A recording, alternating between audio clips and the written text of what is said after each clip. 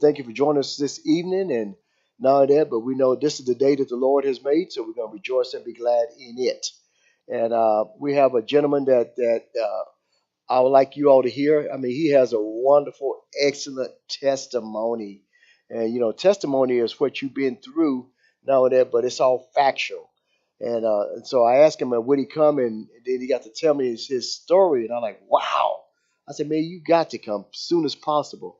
And so we hooked up, linked up, and here he is. I want to introduce you to everybody to Mike Dent here from Temple, Texas. Give us a little bit about you, Mr. Mike. Well, thank you for allowing me to come in today and tell my story. And it's a story that's been 63 years in the making. Wow. And it really didn't come the the journey really didn't come to where it is really until about 8 years ago. Hmm. But a little bit about me. I'm married. I have 4 kids. You hear that, ladies? He's married, Married, so 4 kids, sorry about that. all grown. My youngest is 21 and getting married in April of next year. Oh, congratulations. That's when the baby gets married. That's Teardropper. a hard one to swallow. Yes. All of them are doing wonderfully. I'm blessed with my oldest daughter Jessica. I'm able to work with her every day. That's a blessing. My oldest son Michael is he's federal agent. He's All DEA right. up in Oklahoma. Real proud of him.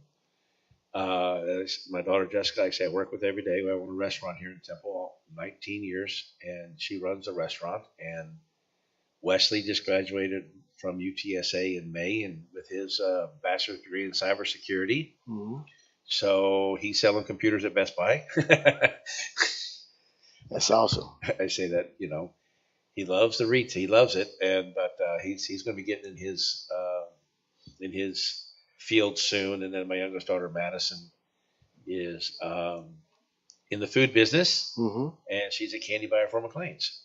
My wife and I, Sarah, just celebrated our 25th anniversary, and very blessed to have her in my life. She's a big part of our success and who we are. Let's go back to how did you meet your lovely wife? Interesting story there. Nothing crazy. They used to have a restaurant here where there's a Chick-fil-A now called El Chico. Okay, I remember El Chico. And this was back in the day when I worked for PFG, a local company here, Performance Food Group, and I traveled all throughout the week. I traveled all day, all week, and talked to people. So when I would unwind, I would go and play trivia. That was my out. I loved to just sit by myself and play trivia. And she came in with a friend of hers who I knew through my job. I knew her. Her husband was a boyfriend. I'm not sure if they were married or not, but was a customer of ours. So it Okay. kind of gave me the in to meet her, and we started talking, and we just clicked. Click. Okay. We just clicked, and within 3 weeks or a month of knowing each other, Hmm. we knew that we were meant to be together. Yes, sir. And then it took us 4 years to get married, but we eventually got married. And actually, we've been together almost 30 years. Been married for 25. That's awesome. And her parents are my parents Hmm. in a sense, and they're wonderful people. And it's all family. A family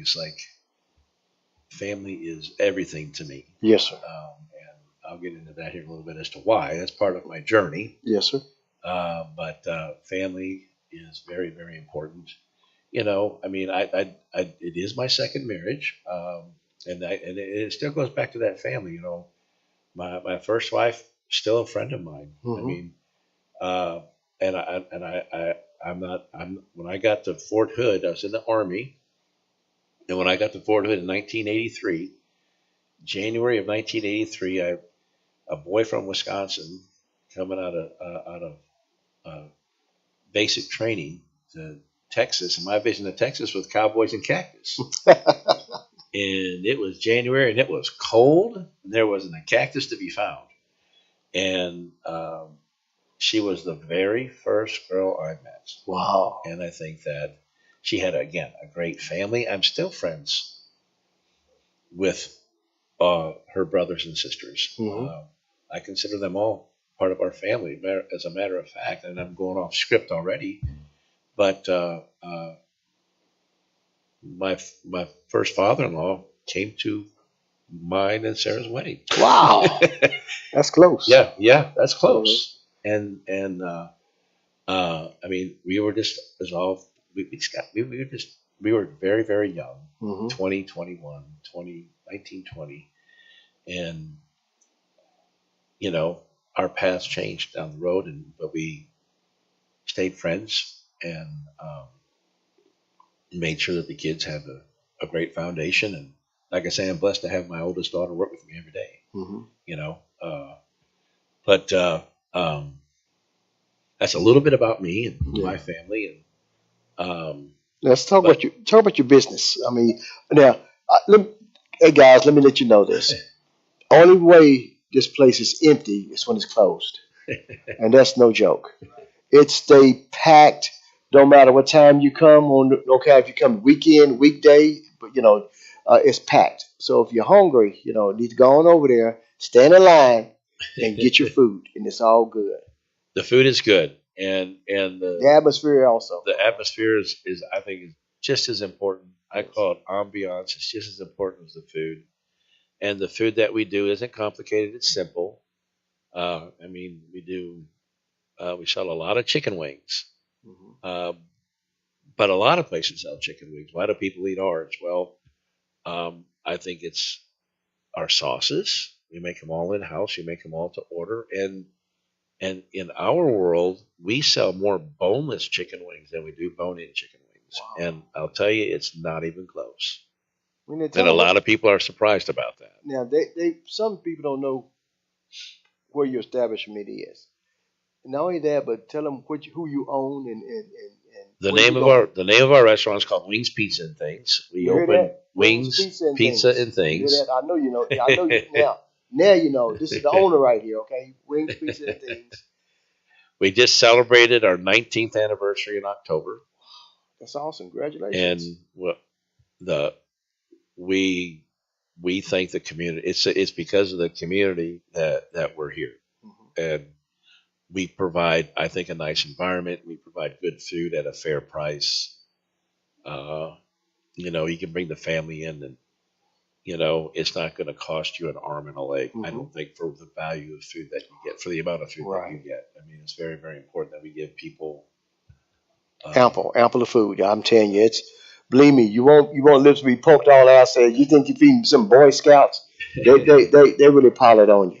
We make pizza the way I remember pizza as a kid. Hmm. With all the toppings and all the cheese. And I'm a Wisconsin boy, so it's only Wisconsin cheese. And we buy only the best ingredients. I mean, Yes. and we make our dough fresh every day. Um, and we go through 60,000 wings a week, Wow. I didn't roughly, know that. give or take, maybe That's a a little bit more. lot. Wow.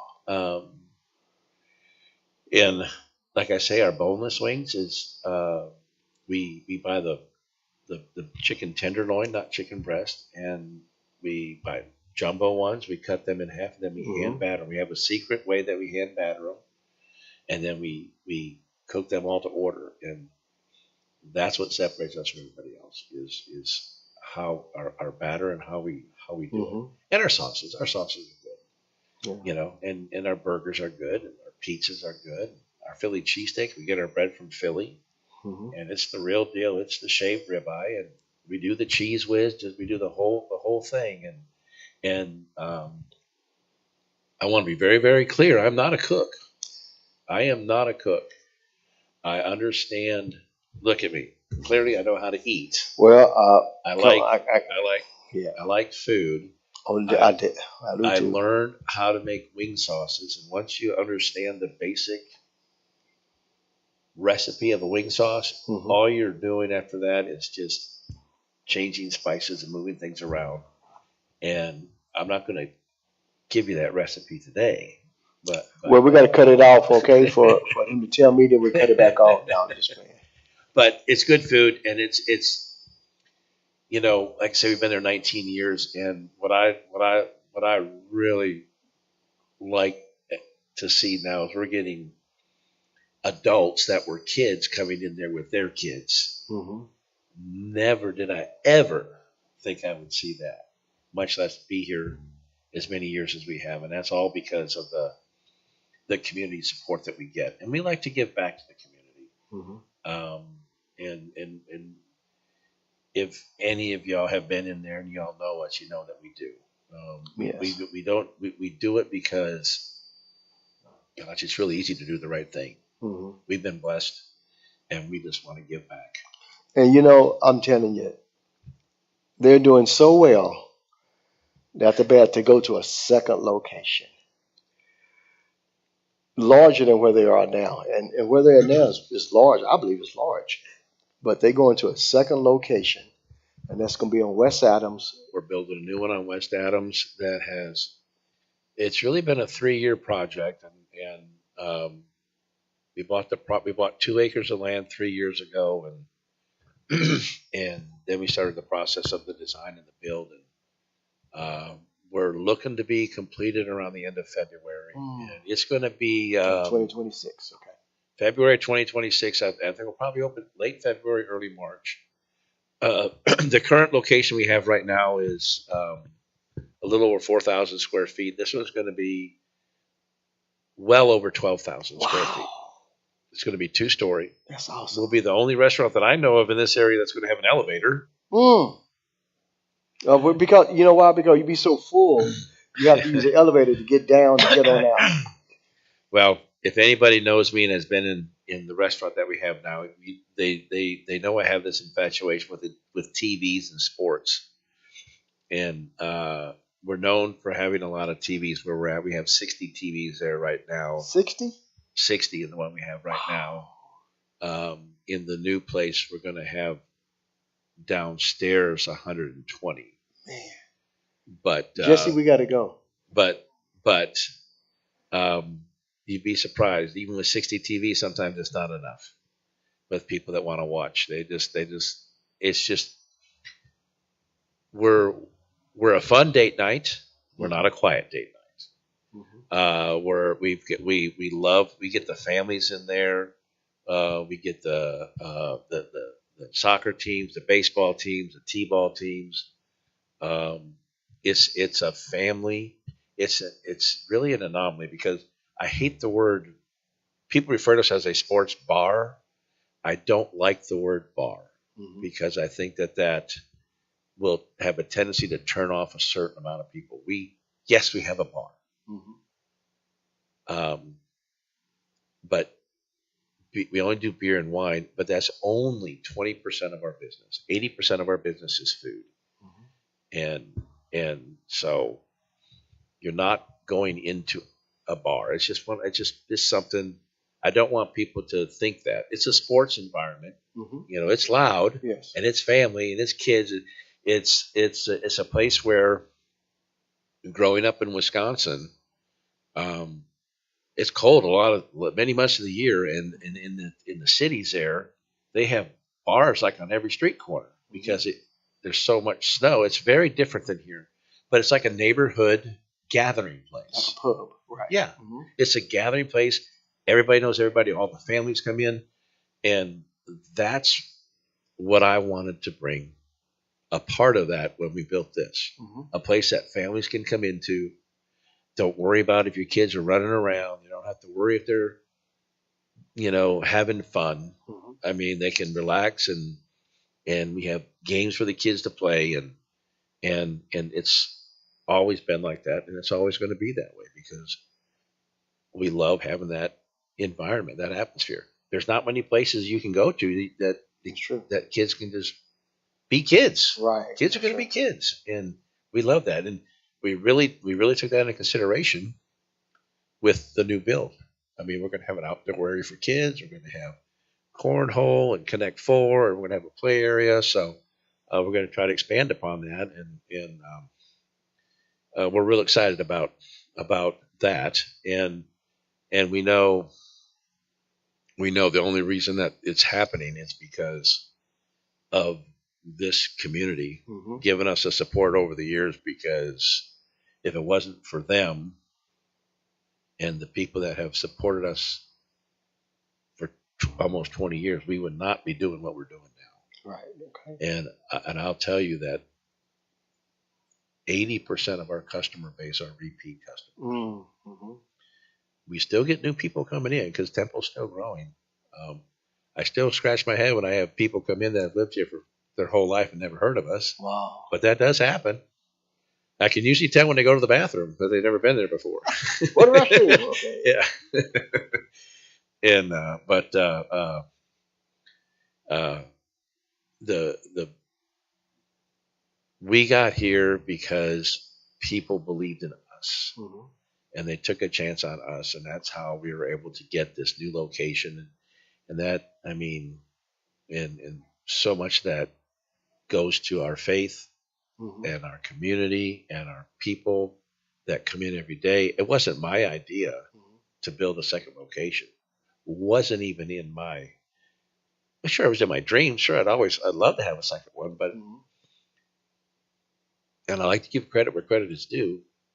That seed of building a second location came from my banker of all people. He's like, Mike, you should build a second location. I'm like, no one's going to give me money to do that. And through faith and through them and the process, here we are. And we're so blessed, you know. And people say it's my legacy. I don't know about that. I mean, it's wonderful. I see this as something that's going to outlive me, and it's something that I wanted to give back to my family in this community. And where we're going with the crossroads over there, with all of the games and the soccer ball, t-ball, baseball, all those teams, this is going to give them a place to come and hang out. And kids are going to be kids. And if you like to watch sports or you want to, you know, just hang out, it's a great place to do that as well. And so we're very, very happy and look forward to it coming. We'll be sharing some pictures here pretty soon. But that's coming late February, early March. Yes, sir. So it's not a sports bar; it's sports. It's sports. I'll put it right. Sports. We don't do liquor.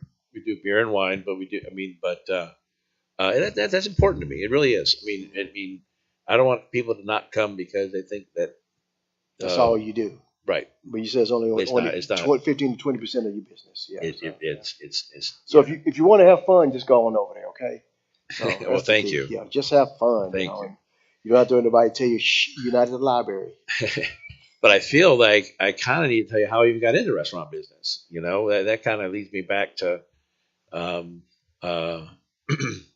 I got to Texas. You know, I said I was a Wisconsin boy, and this is kind of where my story comes in. Okay. I was I think from the best that I can acknowledge, the first time I went into foster care, I think I was 4 years old. Okay. Come from a family of 10 kids, very Catholic. There was 10 kids. I was number 7, and I was the first boy. And went into foster care at age 4. I remember bits and pieces of it, and then they tried to get us back with our parents. That didn't work. There's just a lot of turmoil there.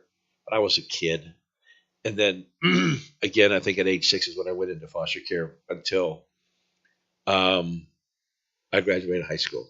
Wow! From age 6, with the exception of maybe, I'm going to guess, a year. Okay. where they try to put us back with our family, and it just didn't work out. And then I went back into foster care and was in there until I graduated high school. Okay, so from age 6 to 18, Yeah, pretty much. foster care. Okay. Yep. How many families have you?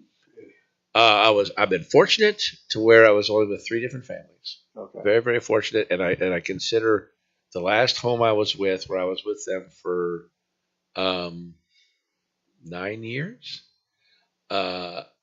If they were to have saints, I would say she was a saint.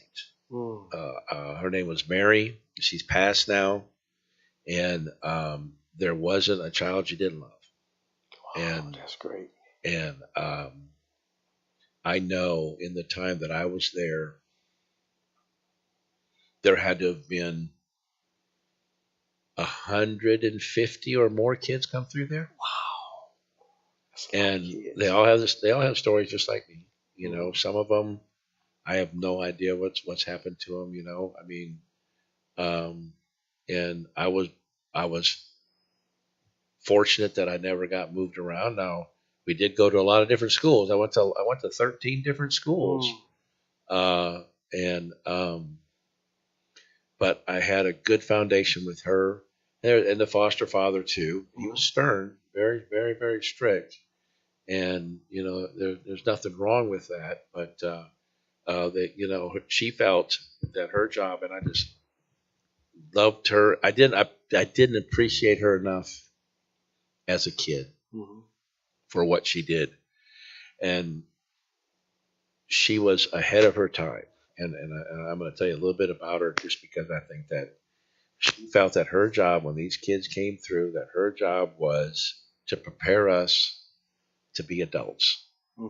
Because I think that in her mind, she knew that if you're going to be with us for this, when you go out on your own, you're not going to have really anybody to fall back on. All these kids nowadays, they have parents and they have their home. They always have that place, that security blanket to fall back on. And when I graduated high school at 17, and I went into the military, I didn't have a safety net. I mean, I was prepared to go out into the world, and she taught us how to cook, how to clean. We had rotating chores, and if it was your week to do the dishes, you helped cook the food. You set the table, you washed the dishes, you dried the dishes, you put the dishes away. If it was your week to do laundry, on Saturday morning, all of the kids had their own laundry basket. They'd have their dirty clothes outside their door of your bedroom. You went around, you picked up all their laundry, you washed it, you dried it, you folded it, and you put it back on their front door. Plus you had your own chores. I had to do mow the horde. I had to do this, and I had to do that. But I mean, she taught you how to be prepared for life, and I didn't appreciate much at the time. I thought it was a punishment, but it set me up for life, and it really prepared me for later on. Well, anyways, I wound up eventually 4 years later in Fort Hood, Texas, and wound up marrying the first girl I met. Stayed here and got out of the military in 1986. Went to work at Montgomery Ward, which led me to McLean Food Service, which led to PFG, and I worked there for 17 years. And the point of all that is every step along the way, people came into my path that I learned something from. And I made a lot of mistakes along the way. I wasn't the best worker. I would make mistakes, but there was always somebody there that believed in me enough to point me in the right direction, give me the right guidance that I needed. At Montgomery Ward, I started out as a salesperson, and within 6 months I was the manager. So they believed in me and empowered me, and and it led to other opportunities. And then at McLean's, I started out in sales there, and within 2 years, I was in management, and then moved around and did different things because I like to think I worked hard. I like to think that I was good at my job, but I was good at my job because of other people helping me out. And if you do the work, nothing comes easy. That's true.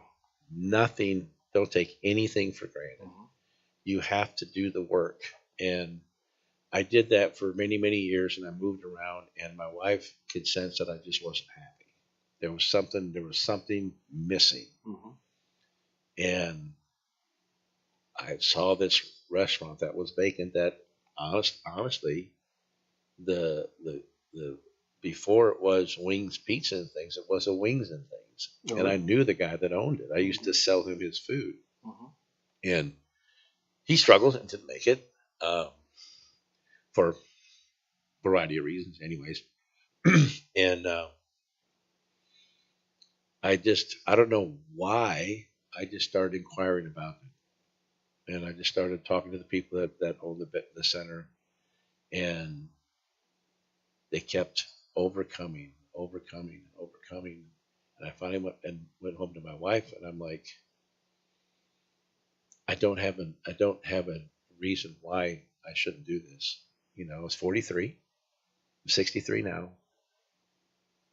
Had a real nice direct deposit, health insurance, 401k, real, but I wasn't happy. I there was something missing, and I thought that it was getting in the restaurant business. And this is where having a strong partner. We talked to our priest, we talked to her parents, we talked to all the smart people we knew in our lives, and every one of them said no. Wow. Every single one of them said no. More restaurants fail than make it. And I'm like, yeah, I know. I'm kind of in that business. And my wife never said no. And all she had to do was say no. And she didn't. And we got in the restaurant business. And it was terrible. It was terrible. We struggled. It was not easy. It was very, very, very, very hard. And it took 5 years. And I went back to work twice to keep the place open. But I knew that we just had to make it. There was not a plan B. And, people see where we're at now. They don't see the journey we took to get there. Wow. And every triumph we had along the way, where we were able to stick money back into the restaurant to grow it or expand it, I always kept a little piece of where we came from behind to remind me of where we were, and how hard that journey was to get there. We should have failed. We should have failed 1,000 times. But God's the only reason that we're still there. Yes. And in 2014, there was a check cashing place next to us. And I know I'm kind of going on, but I think it's a cool story. It's fine. There was a check cashing place next to us, a car title loan, whatever. And I was friends with the manager, and we were strapped as far as our size. We were never going to get to where we wanted to be at our size. And we didn't know what we were going to do. And actually, this was 2013. January 1st, 2013, the guy who owned that place, they had just signed a new lease. He decided to retire, shut down all of his stores.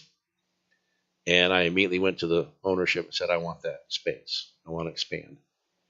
And it took a year to make that happen for all kinds of red tape reasons. But long story short, it would have made our restaurant 400 feet bigger than what they were allowed to be in the strip center. So anyways, a year later, we were able to open up. And had that not happened, we'd have never made it. That first year with that, we did our first $1 million in sales.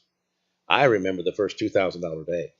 Wow. You know, and then we had our first $1 million year after 6 years. We finally did our first $1 million year, and we opened up in the middle of 2014. The next year, we doubled that to 2 million, and we kept growing, growing, and growing, and then COVID hit, and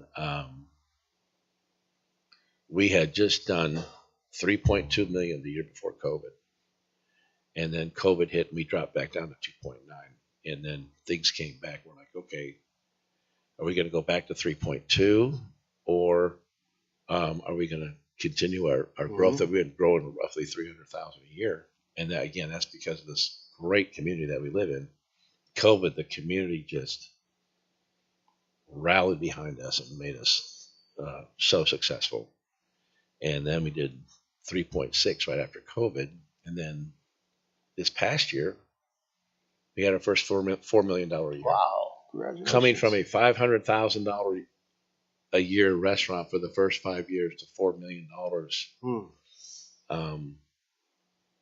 is never ever thought I would get to that point. But all of this happened. I say this all happened in the last 5 to 6 years. And this is when I remember I told you it took me, and I wasn't happy, and I was still happy with the restaurant business, but there was still something missing. And people have been bugging me for years to have a golf. I love to play golf. So you need to have a golf tournament. You need to have a golf tournament. And I'm like, I'll have a golf tournament, but it's got to be for the right cause. I don't know what that cause is, blah, blah, blah. And 6 years ago, I think it was at probably a Chamber After Hours event or something like that. I met Tina Caputo, who was the director then of CASA. I had never heard of CASA, and I don't know if anybody out here has heard of CASA. CASA is an organization that is a court-appointed special advocate. When kids go into foster care, they go in front of a judge. That judge has to determine what happens to that child. And more often than not, when these kids are taken from their home, they literally have what's on their back whenever they grab. They're just a victim in all of this. And the more I talked to her, the more I realized this is what I'm supposed to do. And they were struggling. They were associated with the Children's Advocacy Center, but they had broke away. The Children's Advocacy Center primarily deals with only abused children, and the CASA dealt with foster kids. Some of them are abused, but if that's the case, they go to a different path. So they broke away and started their own building. About the same time I met her, honestly, and I'm like, we need to do a golf tour. This is what I'm supposed to do. And I started getting involved in CASA, and I got to meet the kids, and I got it. It just I never ever talked about my past. I mean, not to anybody, because growing up, you always got the special lunch card. You were always you didn't look like the other people, the family you were with. Why do you have a different last name? You know, all that stuff. So you just kind of stopped. You just don't talk about it. You just kind of hold it inside. And I've held that inside for 50 years. And I was standing in the kitchen one night, and there were two guys closing. One, an older gentleman and a younger guy. And the younger guy was complaining. And the other guy's like, look, man, I'm almost 50 years old. Here I am working in the kitchen. I've made some mistakes along the way, but this is the hand that I was dealt. But I'm going to be the best at what I can be. You're a young man. You want to change? Do something about it. And I stepped out and I talked to him, and I said, you know, those are the wisest words I've ever heard come out of this kitchen. And for a reason I still don't know, I told him my story. And I said, I left home with the clothes on my back and the money in my pocket and never looked back out of foster care. And look where I'm at today. You can do the same thing. You just got to get out of your way. Wow. All you got to do is you work hard. You show up for work. You do the right things. People will invest in you. I got here because people invested in me because I was doing the work. I like to think I was. I mean, I'm not smarter than anybody else. I've just been very, very blessed to have people come in my life that believed in me, but they wouldn't believe in me if I wasn't doing the right thing, if I wasn't showing up for work on time, doing the work that it takes, or just doing the right thing, and that completely changed my direction of telling my story. And then with CASA and doing that, and then talking to Tina and being able to share my story, and then to meet the children and to see these kids, I mean, it brought back so many memories, and one that I had never, I'd forgotten about forever. When you start talking about it, it brings back memories that you don't even know that you have. And when the kids pulled up to the restaurant one day, I said, bring all the foster kids here we have right now. They have a facility. I said, bring them all here. I want to feed them all. They showed up in 2 vans, and they came in, and we gave them menus, and they're like, we can have anything we want.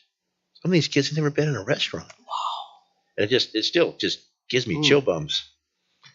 And they're like, we can order anything we want. I go, yeah, you have anything you want. And to see what it did for those kids and the joy that it brought them. And then when they left, I walked about to the van, and this is where it hit me. They were in the van driving away, and they turned around and they're looking out the back window. Wow. And it reminded me of when I went away from my house, and I remember in the back seat looking out the back window, driving away from my house, and it immediately took me back to when I was like 4 years old and being that kid in that car. And I literally broke down crying. And I knew that that's why I'm here. Wow. I'm here to help those kids. And I don't have the luxury of time, but I've been so blessed with this restaurant and the finances that I can give that. And we started the Scout Tournament. The first year we raised $35,000. The second year we raised $70,000. That's $35,000. Then we went to $45,000, and then $55,000. And then this last year we raised $70,000 in one day. And the whole point of this whole golf tournament was to bring awareness to CASA, because here's a kid who grew up in that, and I didn't know anything about it. I go, if I don't know anything about it, how does anybody else know? And I don't have the deep pockets of the corporations. And my whole journey was to bring awareness to them.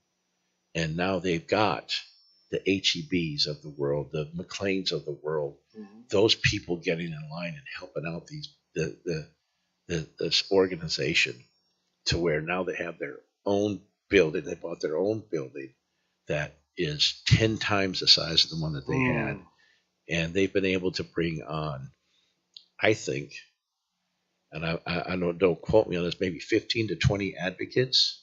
And each advocate can have only 10 foster kids. But there's still over 1,500 foster kids in this county alone, with Bell and McLennan County, that have 0 representation. Wow. And we've been able to add, I know, 15 advocates since we've started. It doesn't sound like a lot, but 15 advocates times 10 kids per person. They've been able, and they've been able to bring on, and then they have we've been able to hire the staff members, and each staff member can only have so many advocates. It's a whole formula. I don't know all about it, I mean, how it all works, but I know that we are changing kids' lives every day, Yes, yes. and to let them know that if I can come from that environment, there's nothing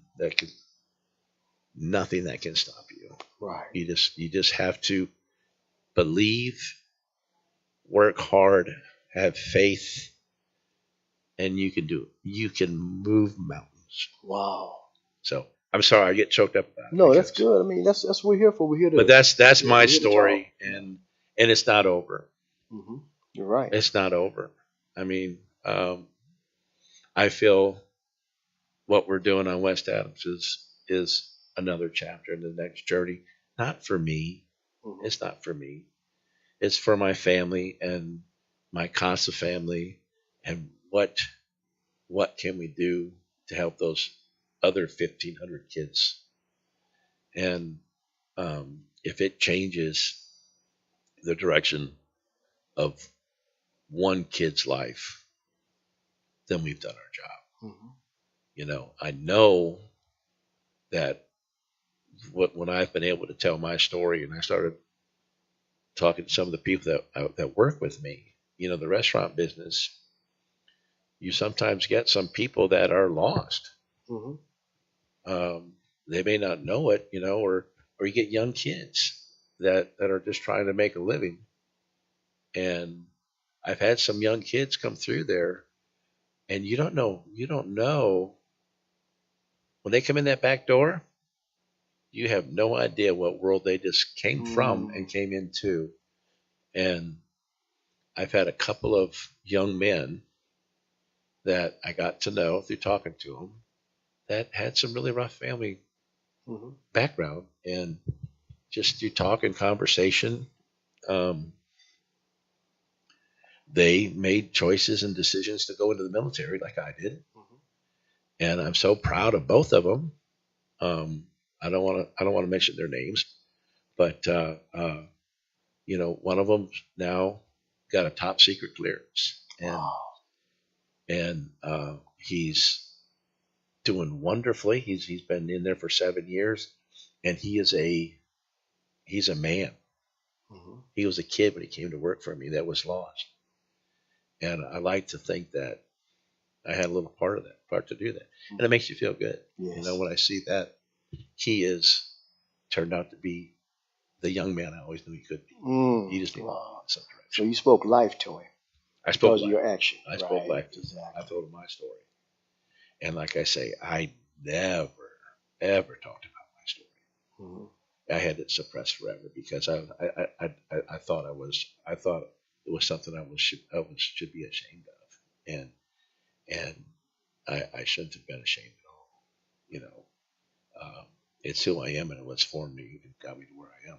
And I mean, um, I've, it's- I've been told you can't or no my whole life. Hmm. You can't, no, you can't, and that's that's the biggest motivation you can give me is to tell me I can. Wow, that's a good one. I mean, yes, I can. You know, Yes. um, you just got to have the faith and the support around you. That is awesome. And there's a lot of support out there. Hmm. There's a lot of support out there, and it might not be where you think it'll be. You can find that support in in in places you would never imagine. There's a lot of people that want to help people.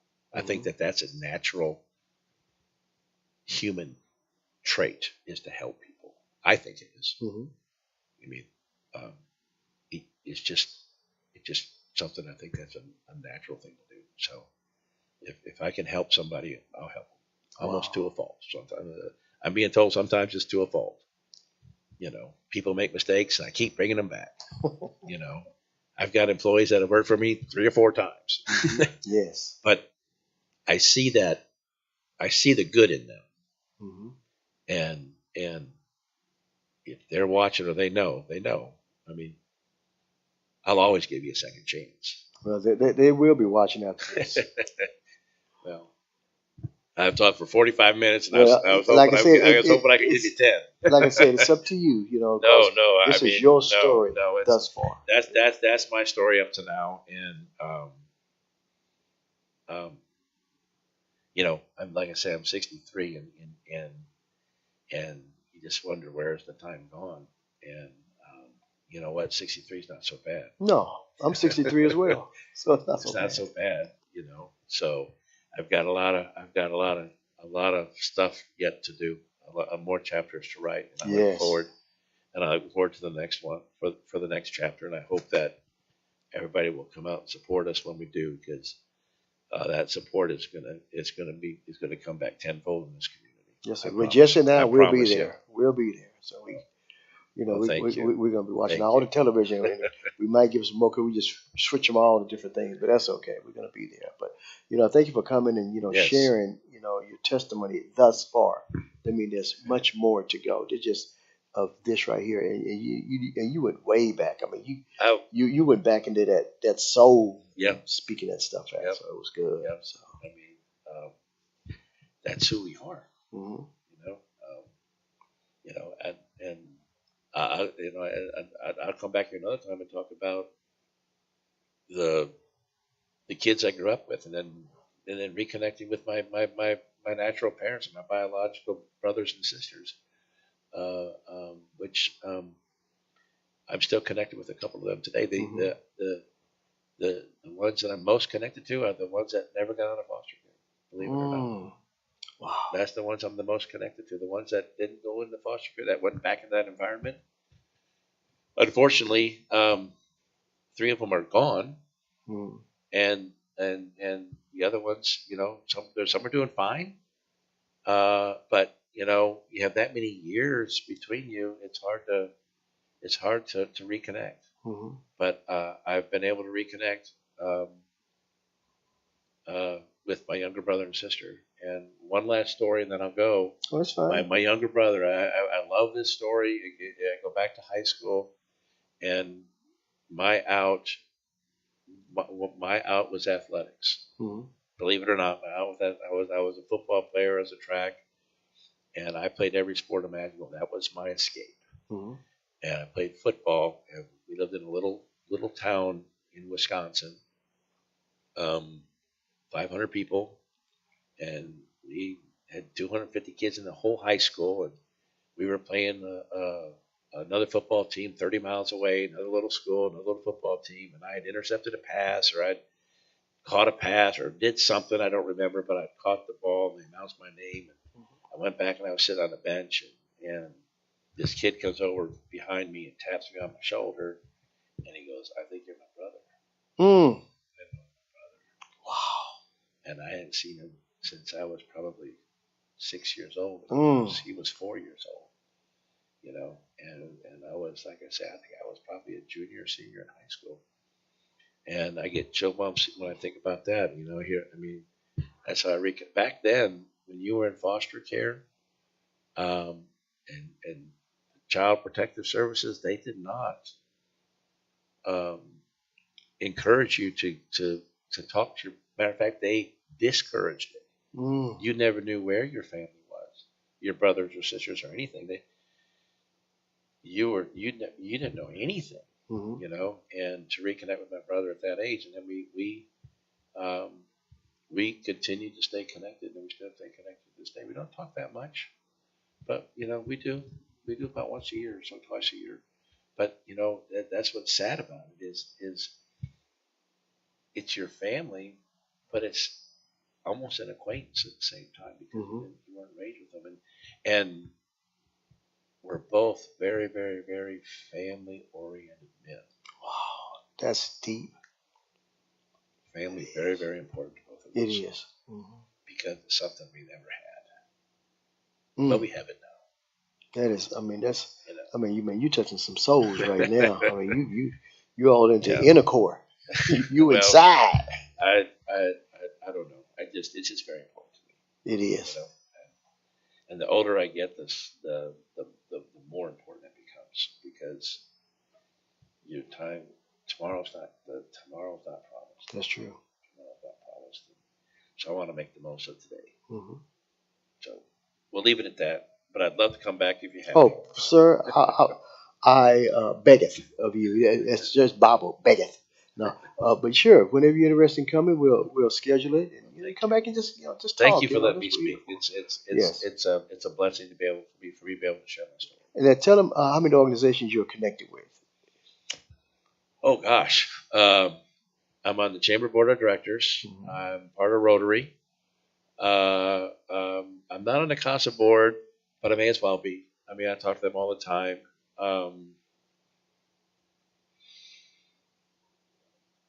I don't know what else. I was an elk for years.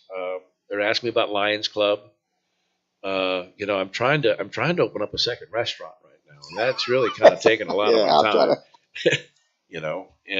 And so it's really spreading my time real thin. The organizations I'd like to be involved in have to be very, very community oriented and Mhm. giving back to the community. That's the organization I'd be a part of. Now that the chamber board, I like to be a part of the community and the change that's going on. That's why I like being a part of the board, Mhm. because I like to think that maybe my voice can help other small businesses. That uh, you know, 98% of their membership is small businesses, Mhm. and so your board should represent 98% of your Right. board should be small businesses, not the big, not the big guys. Big corporation. I'm not the Yeah. big corp. I'm going to be the voice for the little guy, Yes. and I can get pretty. I sat quiet for the whole year. First year I was on, well, for the first year, but I was on the board. I just really didn't say a whole lot. Then I started talking, and you've heard me. No, it's good. It's good. It's good. But it's all because I think the small businesses need to be heard. Yes, because when you go into an organization, first you do is know who's in the room, and then you feel your way through because you don't know what to expect. And once you have your niche, then you just go from there. So that's good. I wanted to feel like I belonged, and then I Mhm. had a purpose. And it took me several months to figure out what my purpose was. And it goes back to helping the small guy, Yes. being a voice for the small business.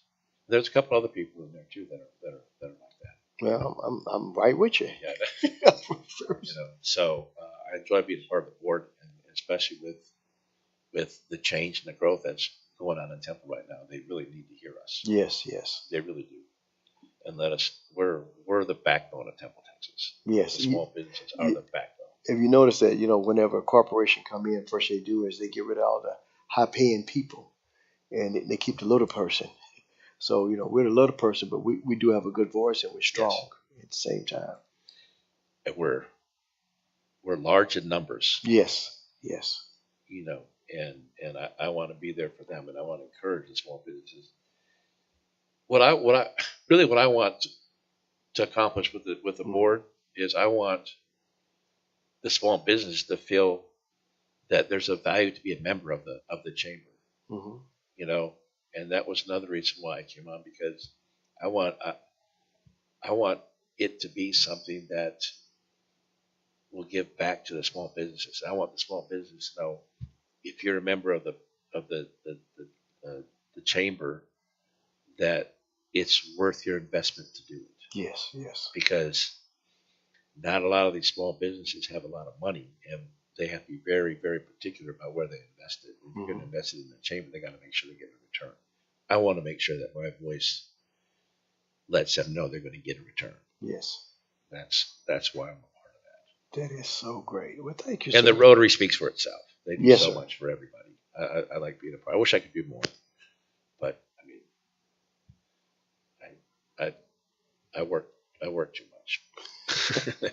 But I love it. It's not, if you love what you do, are you really working? No, you just you having fun. Yep. Yeah, they say you never work a day in your life. Yeah. I honestly don't feel like I'm working at all. Yeah. I really, I some days I do. I'm not gonna lie. Some days I do, but for the most part, no. I love what I do. So it's not. I love it. It's not work. Yes. It's my life's mission. Mm-hmm. Well, that's great. Well, thank you for Yes. coming in for this segment, this first one. But there's several more to come Well, along. if you want to with hear it. my voice again, I'd love to come back sometime. Sir, I'm inviting you right now, Well, so thank you you. don't have to worry Thank about you. it. Guys, want to let you know this is Mike Dent, and he is President and CEO of Pizza Wings and Thing. Can have one, You're taking my wife's title. both of them together. You know how they go. This is state of Texas now. So this is they're about to open up another uh, place in West Temple, across from Walmart in West Temple. So enjoy, go where they are now, but enjoy where they're gonna go, and get around the elevator. Okay. And if you want a special, we do dollar wings on Tuesday and Wednesday. Okay. That's Special. my plug. We do dollar wings every Tuesday and Wednesday. Yes. Okay, Jesse, we got to go now. Okay. Dollar Wing every Tuesday and every Wednesday. Bone-in or boneless wings. As long as the prices continue to stay what they are, we'll continue to do dollar wings on Tuesdays and Wednesdays. Yep. Okay. And what time? Just all day. All day. Jesse, we got to go. Today is Wednesday. All right. So, but thank you again, Mike. Appreciate you. Have a wonderful day. Thank you all. Y'all take care. Thank you. Bye. Great day. And thank you for tuning in to A New Day Fellowship Church. We are so grateful that you joined us, and we pray that you were blessed by hearing God's living word. May his message inspire you to continue walking in faith, trusting that he is working all things together for your good. As we close out this service, feel free to leave a word of encouragement in the comments and share your testimony with others. Together, we can inspire and uplift those around us to live for God. Remember, this is your season. Hold on to his promises, stand firm in your faith, and watch as God does great things in your life. Continue to be blessed, and we look forward to seeing you again. Stay encouraged and keep shining his light.